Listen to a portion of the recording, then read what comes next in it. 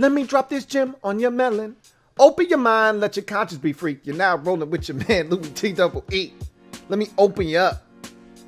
Get you thinking a little bit. So, I want to talk about Daniel Snyder and his bid to purchase 100% of the Washington football team.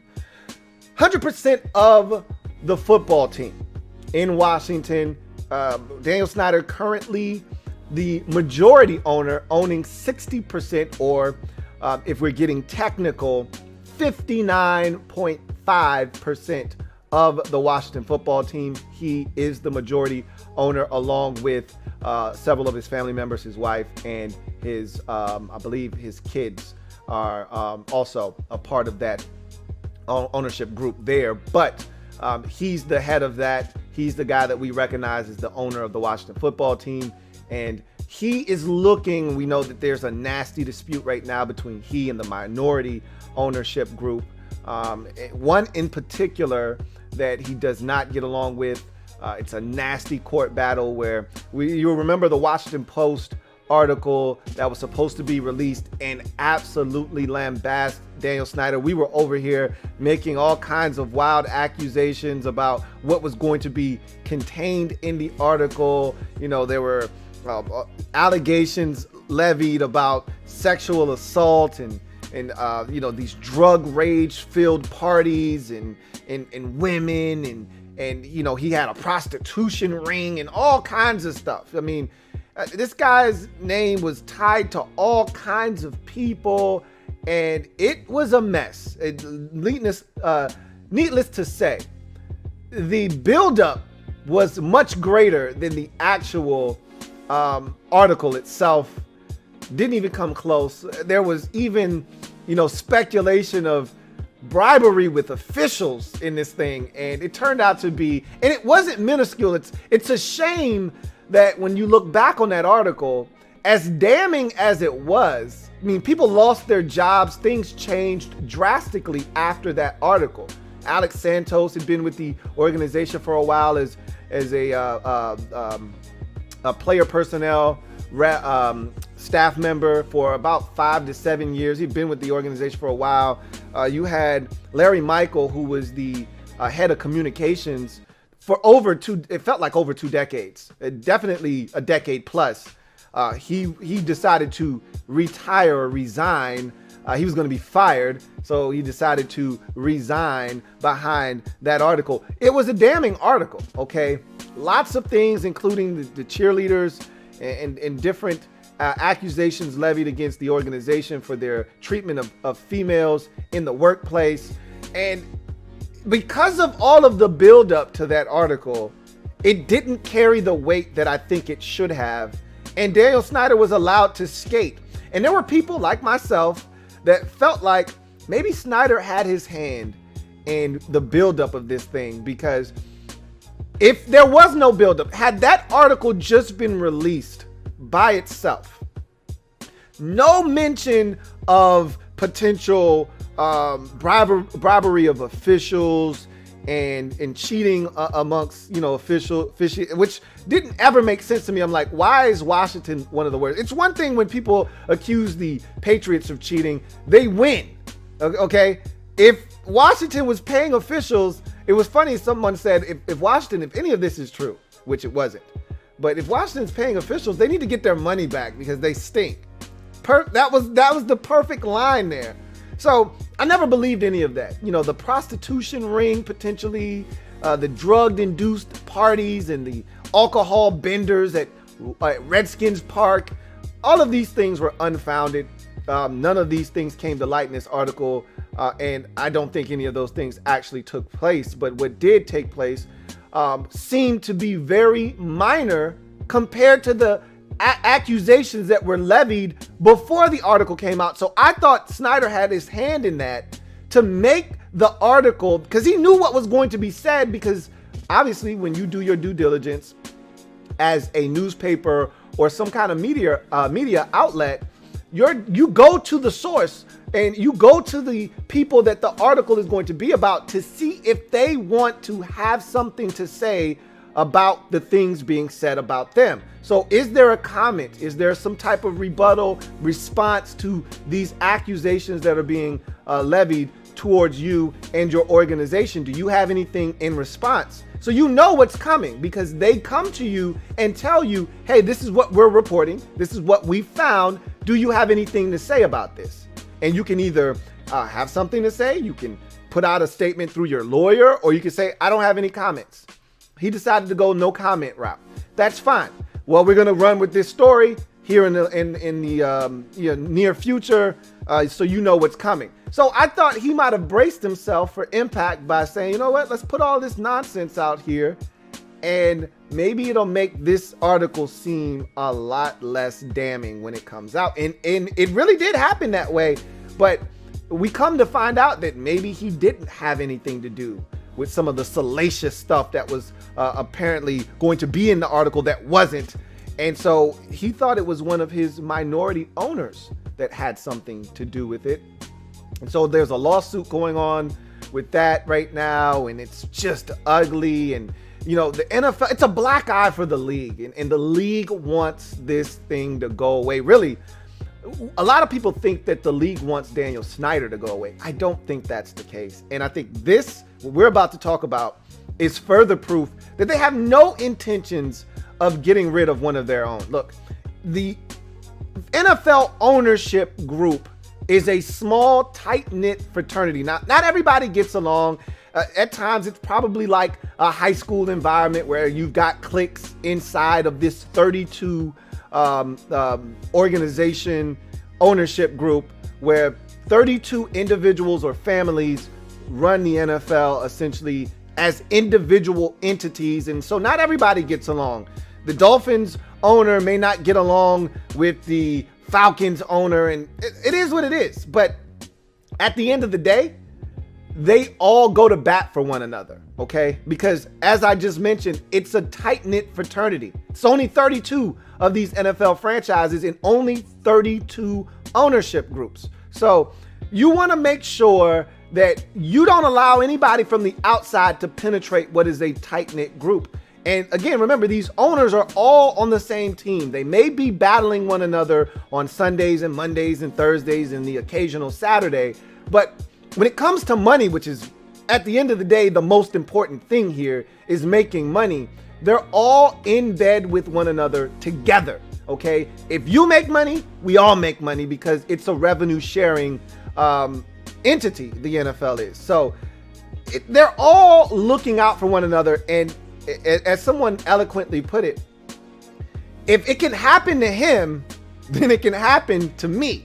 So they're more of the thought process that we don't want one of our own getting pushed out the door because of accusations and things that have been unfounded and hearsay and rumors and he said versus she said. We don't want one of our guys being pushed out the door, because if it can happen to him, then it can happen to me. The only way we see ownership change hands in this league is either willingly, I don't want to do this anymore, I want to get out while the getting is good, and we've seen that like in Cleveland, or you're forced to sell because of something so bad that you've participated in, or something that can be proven that is so damning that you have to sell because of the black eye it will put and the stain that it will put on the league itself. So the other owners will come together, force you out, or you'll take the initiative as Jerry Richardson did and understand that this isn't going to end well for me. I'm just going to tuck my tail in between my legs and go much faster than slow. And so you'll see that happen. The NBA did it with Donald Sterling when those videos or videotape recordings of him talking so negatively and being a racist against his own players came to light. He had to go. So none of that exists with Daniel Snyder. However, this thing with his minority owner that he's going to court about, and you've got, you know, lawsuits filed in overseas in India with an Indy-based group that Daniel Snyder alleges accusations that they were the ones that had the Twitter tweets that were really starting that rumor and really facilitating it and getting it out there that there was bribery and that there was prostitution rings and all of these things. And so the NFL just wants all of that to go away. And these owners, they don't want Daniel Snyder out. Contrary to popular belief, they don't want Daniel Snyder out. He's one of them, okay? And as I just mentioned, if it can happen to him, all of them, every last single one of these NFL owners probably has skeletons in the closet. Some to lesser and varying degrees, but I think every single one of their asses has skeletons in the closet. Some, again, greater than others, some more dead bodies and skeletons in the closet than others. But if it can happen to him, somebody can go digging in my closet that doesn't like me, doesn't think too highly of me, and drag those out, and I could be the next guy to go.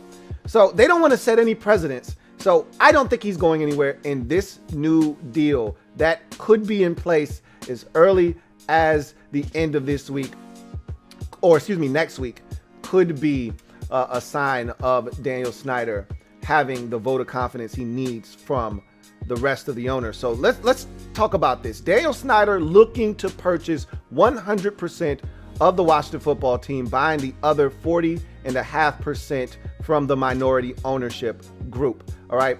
So the NFL has to approve a waiver for him to get a loan for $450 million to purchase 40.5% from the minority investors. So this overall sale to get the rest of the percentage of the Washington football team stake is $875 million. So essentially what Daniel Snyder is saying is, I got about $425 million in assets, liquidity and other different things that I could put forth that will allow me to put this towards the purchase. I don't have the other $450 million, however. I don't just have $450 million lying around to purchase the rest of the team, but I want the rest of this organization. I want to be the sole owner of the Washington football team. Can you guys help me make this happen? Despite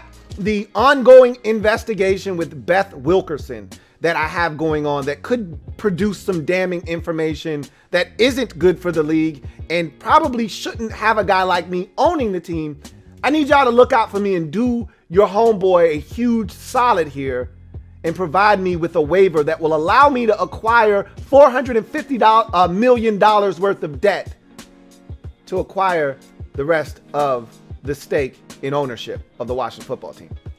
And what he's going to need is for the rest of the owners to vote on this, which they will do next Tuesday or Wednesday. They'll have some owner meetings at which that time we will find out if they pass the 17 game schedule, which we know it's going to be passed. I think it's going to be unanimous, but we'll find that out next week, Tuesday, Wednesday, somewhere in there. And we'll find out if Daniel Snyder gets the clearance to get this waiver, to get the loan that he needs to then make the purchase for the rest of the stake in the Washington football team.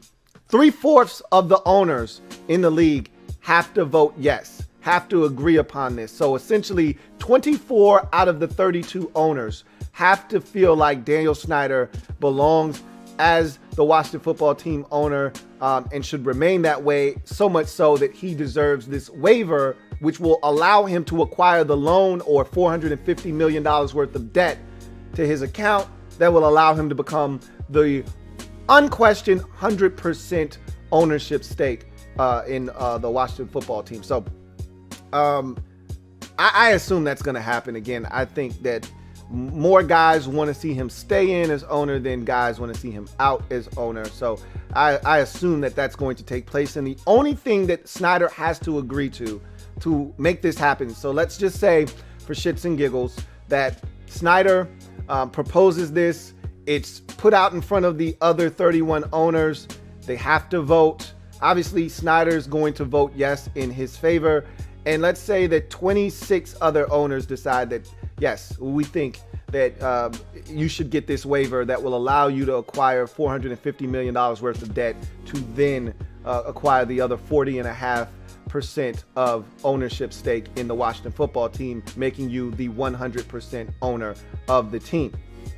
The only thing he has to agree to at that point is Snyder and the minority investors, because again, it's not like just Snyder getting this money is the end of it. The investors, the minority investors, are being paid. Okay, they're the ones getting the $875 million essentially. So Snyder and his minority owners have to cease the ongoing legal battle that has been really bringing this ugly details into focus and into the light and into the mainstream consciousness, which the league wants to suppress all of that stuff. Like, you don't need to know what's going down in these back channels and what the hell Daniel Snyder's doing and some of the nefarious stuff that he's been participating in, and maybe some of the nefarious things that the minority owners or owner was participating in. At the end of the day, they want that to go away. So we'll grant you this opportunity to become the full owner of the Washington football team. And in exchange, we need you to drop the lawsuit. Hey, minority owners, you're getting your bread. All right, you're getting what you need out of this. We need you to drop your grievances as well. So NFL doing their best part to make this go away. You know, it's funny. I woke up this morning to this news and somebody hit me on Twitter and was like, yo, this is code red. You know, Snyder's getting this. And then I'm looking all around Twitter and people are outraged. And I'm like, what are you guys outraged about? You know, somebody was like, oh my God, you got an ongoing investigation about this man and all of the things he's done to this point. You got the Washington Post articles. You got the New York Times, boat scandal from, about 5-6 years ago. All of this shit. And you're going to give this guy a $450 million loan so he can buy the rest of the franchise. And I'm like, are you surprised? Why are any of you surprised by this? The minute, and I once stepped into the light. I had on all white, and I thought we had a chance in this fight. And I thought that maybe, just maybe, I allowed my guard to go down for just 1 second. And I said, maybe, just maybe, we can get rid of the big bad monster known as Daniel Snyder. And I got excited and we did video after video talking about this and that and how he could be gone. And we thought the Washington Post article was going to do it. And then it came out and then we're like, oh, that's it? And even though that shouldn't have been the response, because there were a lot of vile things in that article, which is why heads rolled after it was released. But because of the buildup, and there was no way that the buildup and the hype could be lived up to. I mean, all of the things that we talked about prior to that article coming out, and what we thought could actually be in it, was no way. And so that didn't do it for me, though. I told everybody as soon as the article came out, and I read it from the start to the end, from the cover to cover, I read that thing. And I went through it with a fine-tooth comb to make sure that I didn't miss anything. And I came on live right after and I said, guys, that's not enough. I'm sorry for those of you wishing and hoping and cheerleading that this thing happens. That's not enough.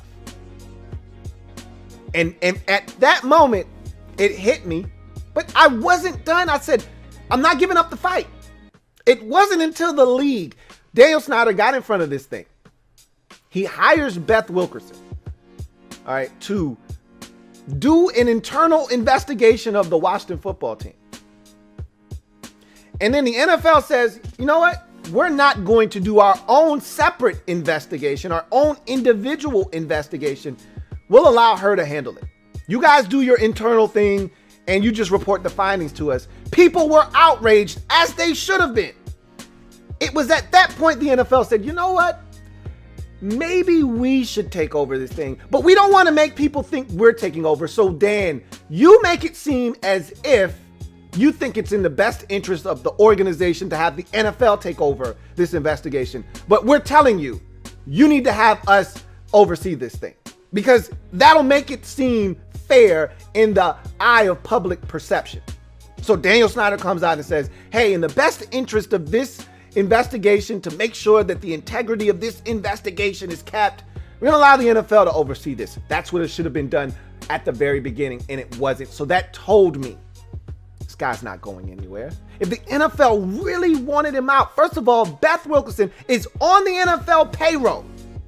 She's worked with the NFL before. When you talk about the concussion lawsuit and all of the things that they had going on, when CTE became a thing and they had to defend themselves, and the movie came out, Concussion with Will Smith, when they had to defend themselves, Beth Wilkerson was the one doing it. So she's in bed with the NFL. So whatever they want, if they wanted Snyder gone, she could have dug up enough information to get him out of there. The fact that Snyder went ahead and hired her, probably at the request of the NFL, to make this thing go all smoothly. He hires her. They say, hey, you let her handle that investigation. We're not gonna barge in. We're not gonna butt in. And then they come back after public outrage a week later and say, you know what, Daniel, you tell the media what you think. And he says, the NFL should take over this thing. That's the only way this could get done and have it be fair. Well, that ship has sailed. At that moment, all the white garb gone. Dressed in all black like the Omen, because I knew what time it was. His ass isn't going anywhere. So this, what you're hearing today, not a surprise. And it shouldn't be. Should never have been. From that moment on, when Beth Wilkerson took over this investigation and the NFL said, yeah, she's got it. Y'all go ahead and handle it. And let us know what you find. Only to come back a couple weeks later and have Daniel Snyder say, hey, NFL, y'all take over. That's for the best for all parties involved. Which the NFL told him, hey, we need to take over this. That's when you should have known Daniel Snyder's not going anywhere. This investigation isn't going to turn up anything that we probably don't already know. Maybe one or two other things. Nothing major. You know, there's no smoking gun here. There's no physical evidence against Daniel Snyder. All right, there's no gun. There's no shell casings. There's no body. This is all circumstantial. He's not going anywhere. So he's going to own the team. And again, people can be upset about this. They can be distraught. They could be disappointed. All of those emotions are relevant today. But guess what? You should have known. Or as a wise woman once told me, you should have known better. You should have known better. You should have known better. I did.